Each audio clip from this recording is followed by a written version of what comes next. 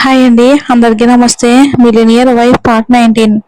ఆ వార్తా విలేకరుల సమావేశం జరిగిన తర్వాత నీలాక్షి సూరజ్ని మళ్ళీ చూడలేదు. సూరజ్ కూడా ఆఫీస్కి వెళ్ళి పనిలో అంతగా మునిగిపోయాడు కాబట్టి ఆ సంఘటనని పూర్తిగా మర్చిపోయాడు. రాత్రి చాలా ఆలస్యంగా ఇంటికి తిరిగి వచ్చాక ఒక్క విషయం అతనికి గుర్తుకు రావటం మొదలైంది. అతని కళ్ళు నీలాక్షి కోసం వెతికాయి. సూరజ్ వచ్చే వరకు అతని కోసం ఎదురు చూసిన నీలాక్షి అతను రాగానే వెంటనే తన గదిలోకి వెళ్ళిపోయింది. ఏమైంది? ఈ నీలాక్షి ఎక్కడికి వెళ్ళింది? నేను వచ్చే వరకు ఇక్కడే ఉంది కదా, బహుశా పడుకుని ఉండొచ్చు అని అనుకుని గడియారం చూశాడు. అప్పటికే రాత్రి 11 గంటల 50 నిమిషాలు అవుతుంది. ఇంత రాత్రి వరకు ఎలా మేలుకుని ఉంటుంది అని అనుకుంటూ అతని ముఖం దిగులుగా మారింది. ఒక్కసారి ఆమెను చూసి నా గదికి వెళ్తాను అని నిర్ణయించుకుని ఆమె గదిలోకి వెళ్ళాడు. అక్కడ నీలాక్షి నేలపై పడుకుని ఉంది. ఆ గదిని సూరజ్ అంత జాగ్రత్తగా చూడడం అదే మొదటిసారి. ఇది నిజంగానే ఆ పాత స్టోర్ రూమ్ లాంటి గదేనా? నీలాక్షి ఆ గదిలోనే ఉంటుందా అని ఆశ్చర్యపోయాడు. ఎందుకంటే నీలాక్షి ఆ గదిని పూర్తిగా మార్చేసింది. సూరజ్ అడుగుల శబ్దం వినగానే నీలాక్షి తన కళ్ళను గట్టిగా మూసుకుంది. ఎలాంటి శబ్దమో వినిపించకపోవడంతో మెల్లగా కళ్ళను తెరిచి చూసింది. అదే సమయంలో సూరజ్ కూడా ఆమె వైపుకు చూశాడు. అతను చూస్తున్నాడని గ్రహించగానే ఆమె వెంటనే మళ్ళీ కళ్ళను మూసుకుంది. అలా అయితే నిద్రపోలేదన్నమాట. నిద్రపోయినట్టు నటిస్తుంది. బహుశా నాకే భయపడి ఉంటుందేమో. ఇప్పుడు ఏం చెయ్యాలి? ఏదో ఒకటి చెయ్యాల్సిందే అని మనసులో అనుకున్నాడు.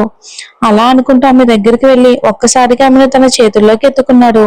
నీలాక్షి ఉలిక్కిపడింది. సూరజ్ సార్, ఇదేంటి? దయచేసి నన్ను కిందకి దించండి అని అంది బాధగా. దించను. నేను వస్తున్నానని చూసి నిద్రపోయినట్టు నటించావు కదా, అదే నీ శిక్ష అని అన్నాడు సూరజ్. సూరజ్ సార్, దయచేసి నన్ను క్షమించండి. ఇప్పుడే కిందకు దించండి. ఎవరైనా చూస్తే తప్పుగా అనుకుంటారు అని వేడుకుంది. అదే సమయంలో గది బయట నుంచి 2 జతల కళ్ళు కోపంగా వారిద్దరిని చూసి అక్కడి నుండి వెళ్ళిపోయాయి. సరే, ఒకటి చెప్పు, నువ్వు భోజనం చేస్తావా లేదా అని అడుగుతూనే అబ్బా, దూది కట్టని ఎత్తుకున్నట్టే ఉంది అని మనసులోనే అనుకుంటూ ఆమెను కాస్త గట్టిగా పట్టుకున్నాడు. అవును అని సిగ్గుపడుతూ నీలాక్షి తన ముఖాన్ని అతని గుండెల్లో దాచుకుంది. మొదటిసారిగా తన భర్త శరీరపు పరిమళం ఆమెను తాకగానే ఆమె శరీరం ఒక్కసారిగా జలధరించింది. ఈ మార్పును సూరజ్ కూడా స్పష్టంగా గమనించాడు. ఆమెను అలానే తన చేతులతో ఎత్తుకుని నడుస్తూ తన గది దగ్గరికి వచ్చాడు. అక్కడికి చేరుకున్నాక మెల్లగా ఆమెను కిందకి దించాడు. సరే, నేను రాగానే నిద్రపోయినట్టు ఎందుకు నటించావు అని సూరజ్ అడిగాడు. అది అది కాదు, నేను నిజంగానే నిద్రపోయాను. ఎవరో వచ్చినట్టు అనిపించి కళ్ళు తెరిచాను. తర్వాత చూస్తే మీరు అని అంది నీలాక్షి తడబడుతూ. అలానా? మరి నన్ను చూసిన తర్వాత మళ్ళీ నిద్రపోయినట్టు ఎందుకు నటించావు అని సూరజ్ అడిగాడు. నీలాక్షి సమాధానం చెప్పలేక అటు ఇటు చూసింది. ఆమె పరిస్థితిని చూసి సరదాగా నవ్వుకున్న సూరజ్ నేరుగా వాష్రూమ్ గదిలోకి వెళ్ళిపోయాడు. అమ్మయ్య, తప్పించుకున్నాను. ఉదయం జరిగిన విషయం బహుశా మర్చిపోయినట్టున్నారు.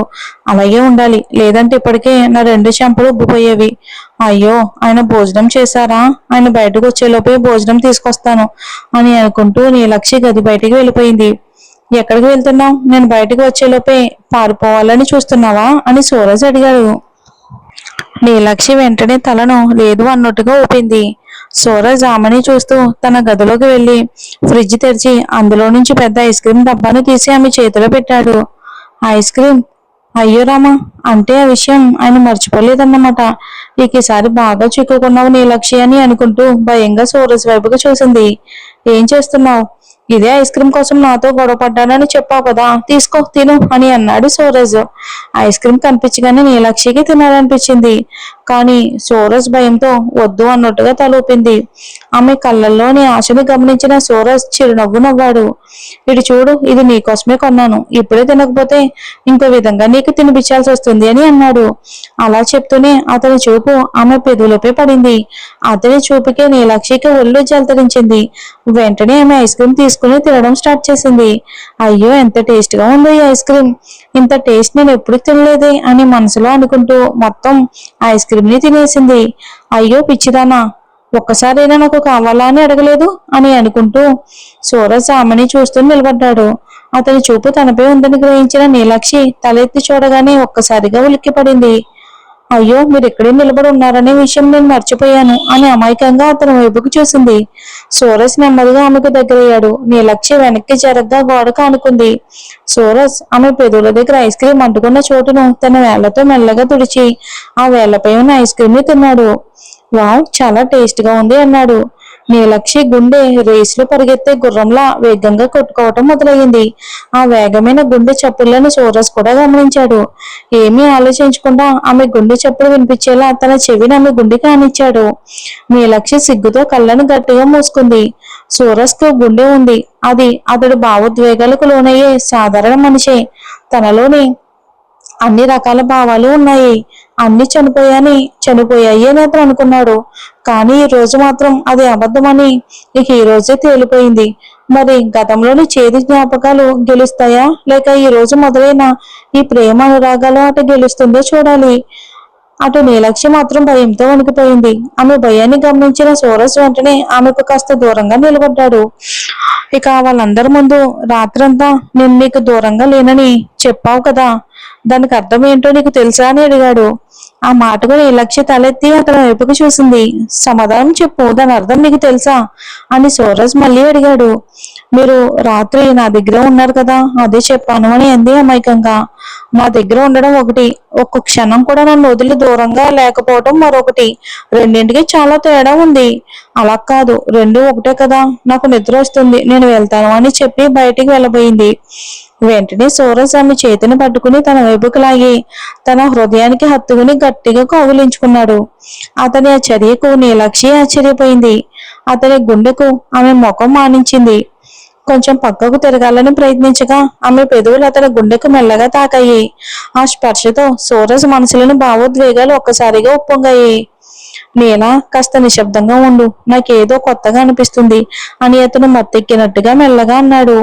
అది విన్న నీలక్షి, ఈవేళ ఆయనకేమైంది, ఎందుకెలా ప్రవర్తిస్తున్నారు అని మనసులోనే అనుకుంది. అయినా సరే నిశ్శబ్దంగా అతని గుండె చప్పుడు వింటూ అలాగే నిలబడింది. కొద్దిసేపు ఇద్దరు అలాగే ఒకరినొకరు హత్తుకుని ఉన్నారు. నీలా, మన ఇద్దరం నిజంగానే ఇక కలిసి ఉన్నామా అంటే నువ్వు వార్తా విలేకరుల సమావేశంలో చెప్పినట్టుగా. నీలాక్షి ఏమాత్రం అర్థం కాకుండా అమాయకంగా తన వైపుకు చూసింది. అయ్యో నువ్వే కదా నేను నీకు ఒక్క క్షణం కూడా దూరంగా లేనని చెప్పింది. దానికి ఇదొక అర్థం, ఇంకా దానికంటే లోతైన మరో అర్థం కూడా ఉంది అని ఆమె చెవి దగ్గర మెల్లగా చెప్పాడు. ఆ మాటలు విని నీలక్షి ముఖం సిగ్గుతో ఎర్రబడిపోయింది. ఆయన అతని దగ్గర ఉండడం ఆమెకి ఎంతో హాయిగా అనిపించింది. కానీ నేను మాత్రం ఏమీ చేయలేను కదా అని సూరజ్ బాధతో అన్నాడు. ఇటు చూడండి సార్, మీరు చెప్పే అర్థం నాకు పూర్తిగా అర్థం కావట్లేదు. ఆయన మిమ్మల్ని మీరు తక్కువగా అనుకోకండి, నేను ఎప్పుడు మీ వెంటే ఉంటాను అని చెప్పి ఆమె అతని వీపును మెల్లగా నిమిరింది ప్రేమగా. ఆ ఇద్దరు ఆ మధురమైన క్షణాన్ని నిశ్శబ్దంగా ఆస్వాదిస్తూ అలాగే నిలబడి ఉన్నారు. నీలక్షి మెడలో ఉన్న మంగళసూత్రం మంగళసూత్రం మహిమ ఇదేనా? చూద్దాం. జోధాపూర్. ఆ విశాలమైన రాజ్మహల్లో చిన్న చిన్న దీపాల వెలుగులు మాత్రమే కనిపిస్తున్నాయి. ఏమండి, మీరు ఇంకా మమ్మల్ని వెతుక్కుంటూ ఎందుకు రాలేదు? మేమంటే మీకు అవసరం లేదా? అవసరమే. నువ్వు నా సంతోషం, నీకోసమే నేను మళ్ళీ ప్రాణాలతో తిరిగి వచ్చాను. అయితే మమ్మల్ని చూడడానికి ఎందుకు రాలేదు? రండి, మీకోసం ఒక ప్రాణం ఎదురు చూస్తుంది. వచ్చి ఆమెని చూడండి. రండి. నేను వస్తున్నాను అని అంటూనే రాజశేఖర్ ఒక్కసారిగా ఉలిక్కిపడి గాఢ నిద్ర నుంచి మేల్కొన్నాడు. ఇక ఇది కళ లేక నిజంగానే నా అవని నాతో మాట్లాడిందా? ఆమెను నిజంగానే నాకెందుకో దగ్గరికి తీసుకున్నట్టు అనిపించింది. కానీ ఆమె నన్ను ఎక్కడికి రమ్మంటుంది అని ఆలోచిస్తూ టీవీలో చూసిన లైవ్ ఆయనకు గుర్తొచ్చింది. బహుశా ఆమెని జైపూర్లో ఉండొచ్చు. ఆమె అక్కడే ఉండాలి. రేపే మనం జైపూర్కు బయలుదేరాలి అని డిసైడ్ అయ్యి మళ్ళీ నిద్రపోయారు. మరుసటి రోజు నీలక్షి ఎప్పటికంటే ఆలస్యంగా నిద్రలేచింది. లేవగానే శరీరం అంతా అలసటగా అనిపించింది. రాత్రి తన ఐస్ క్రీం వల్ల ఆమెకు జలుబు కూడా పట్టుకుంది. అయినా దాన్ని పట్టించుకోకుండా లేచి తన గది నుంచి బయటకు వచ్చింది. అప్పటికి ఇంటి పని వాళ్ళందరూ వచ్చేశారు. హాల్లో ఆమె అత్త మామలు ఇద్దరు కూర్చొని టీ తాగుతున్నారు. వారిని చూసి నీలక్షి తల ఉంచుకొని నిశ్శబ్దంగా వెళ్ళబోయింది. చూసారా మహారాణి గారు ఎంత హాయిగా ఇప్పుడే లేచి వస్తున్నారో? ఇదంతా సూరజ్ ఇచ్చిన అతి స్వేచ్ఛ ఫలితం. మొదట్లోనే కట్టడి చేయకపోతే తర్వాత అలవాటైపోతుంది అని వసుంధర వెటకారంగా అంది. ఏంటో సుందర ఇలా మాట్లాడుతున్నావు? పాపం ఇంకా చిన్నపిల్లనే, ఈ ఒక్కరోజు కాస్త లేటుగా లేస్తే ఏమైంది? దానికి ఎలా మాట్లాడతావా అని రఘువీరు మందలించాడు తన భార్యని. ఇక మీదటిది అలవాటుగా మారకూడదని చెప్తున్నాను. ఎందుకు? నీ చిన్న కోడలు ఇప్పటికీ లేచిందా? లేదు కదా. ఇప్పుడు ఎంత టైం అయిందో చూసావా? ఆమె అయితే ప్రతిరోజు లేటుగానే లేస్తుంది. ఆమెను మాత్రం నువ్వు ఒక్క మాట కూడా అనవు అని రఘువీర్ మళ్ళీ తన భార్యను ప్రశ్నించాడు. ఎందుకంటే వాళ్ళిద్దరూ కొత్త దంపతులు, వాళ్ళు అలానే ఉంటారు. కానీ దీనికేమైంది? తెల్లవారుగానే లేచి ఇంటి పనులు చూసుకోలేదా? మావయ్య, నేను ఆ పని మనిషి ఇద్దరం ఒకటేనా? నేనెవరో మీకు తెలుసు కదా. ఈ ఇంటి పని మనిషిని నాతో పోల్చి మాట్లాడుతున్నారు అని అప్పుడే అక్కడికి వచ్చిన అనన్య కోపంగా అంది. ఇటు చూడు అనన్య, ఈ ఇంటి పరంగా చూస్తే నీ లక్ష్య ఇంటి పెద్ద కోడలు, నువ్వు చిన్న కోడలివి, అంతే. పాత విషయాలు ఇక్కడికి తీసుకురావద్దు అని రఘువీర్ కోపంగా అన్నాడు. ఆ మాటలకు అనన్య ముఖం ఒక్కసారిగా మాడిపోయింది. ఎదురు చెప్పడానికి నోరు తెరవబోతూ ఉండగా మెట్లపై నుంచి సూరజ్ దిగుతూ కనిపించడంతో అందరూ మౌనంగా ఉన్నారు. కానీ ఆ మాటలన్నీ విన్న నీలక్షి కళ్ళల్లో మాత్రం నీళ్లు తిరిగాయి. అటు సూరజ్ కళ్ళు మాత్రం నీలక్షిని వెతుకుతున్నాయి. ఆమె ఏమీ మాట్లాడకుండా నిశ్శబ్దంగా అతని ముందుకు వచ్చి భోజనం వడ్డించింది. అతనికి తినిపించడం మొదలుపెట్టింది. సూరజ్ కూడా ఆమెని చూస్తూ భోజనం చేశాడు. ఆమె కళ్ళు ఎర్రగా ఉండడాన్ని సూరజ్ గమనించాడు. చూద్దాం మరి ఏం జరుగుతుందో. ఈ రోజు ఈ ఒక్క ఎపిసోడ్ వస్తుందండి.